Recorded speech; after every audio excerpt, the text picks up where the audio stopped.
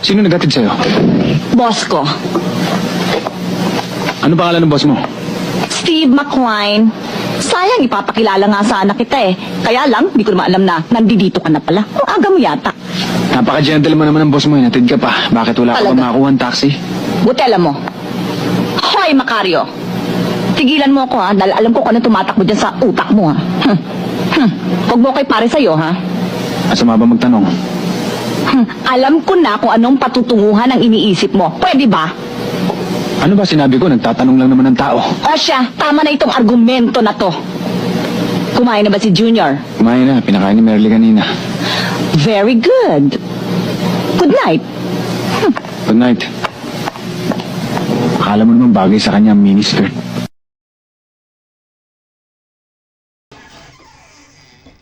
Hello, sir. Sir. Sinasabi ko, sir.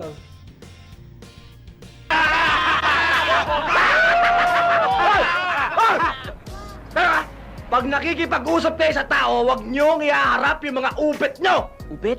Pare, ano ubit? Ubit yun ah! Pare, sino mo?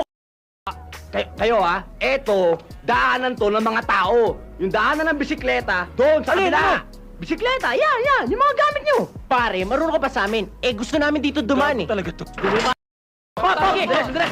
Masyado kayo matapang. Ano, ha? Kayo ha, may mga helmet pa kayo. Akala nyo kung sino na kayo ha. Kaya nyo na ba? Sige. Sige, Sobrang tapang ha. Sugod yung unang naka-helmet para ma-German cut na. Sugod! Guys, let's go na ba? Ang siksiga kay Toy o matibatilog nyo gayam, agawin kayo! Taray! Takbo! Takbo! Hoy! May hawak ka lang eh. Swerte ka lang. Ito naman, oh, ayaw labanan eh. Utak ko yan, ano